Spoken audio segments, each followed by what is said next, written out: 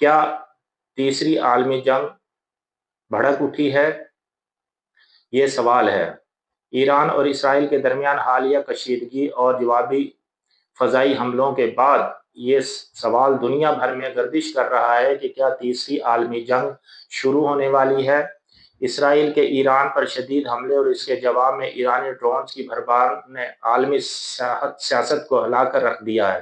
اگرچہ امریکہ، روس، چین اور یورپی ممالک نے اب تک براہ راست مداخلت سے گریز کیا ہے، لیکن خطے میں پراکسی گروپس کی سرگرمیاں بڑھ رہی ہیں، جن میں حزب اللہ، حوثی ملیشیا اور دیگر تنظیمیں شامل ہیں۔ ماہرین کا کہنا ہے کہ اگرچہ یہ جنگ شدت اختیار کرتی ہے تو مشرق وسطیٰ میں موجود اتحادی ممالک کے ذریعے عالمی طاقتیں غیر رسمی طور پر ملوث ہو سکتی ہیں، جو جنگ کو بین الاقوامی رنگ دے سکتی ہیں۔ اگرچہ فی الحال تیسری عالمی جنگ کا امکان محدود ہے، لیکن ایران اور اسرائیل کے درمیان طاقت کے اس مظاہرے نے عالمی امن پر سوالیہ نشان لگا دیا ہے، خاص طور پر جب اقتصادی، سیاسی اور فوجی اثرات دنیا بھر کے ملکوں کو اپنی لپیٹ میں لینا شروع کر دیں۔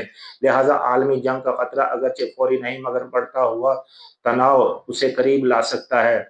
تو آج کے اس ولاگ میں جو صورتحال نظر آ رہی ہے وہ بہت ہی گمبھیر ہے اور بہت ہی تکلیف دہ ہے اور بہت ہی خطرناک ہے پوری دنیا کے لیے۔ پوری دنیا کو چاہیے کہ اس کو جنگ کو روکیں اور ان دونوں ممالک کو، اسرائیل کو اور ایران کو سمجھائیں اور اس کے اندر جو ہے تمام ممالک اپنا حصہ ڈالیں۔ خوش رہیں، مسکراتے رہیں، یہی زندگی ہے۔ پاکستان زندہ باد۔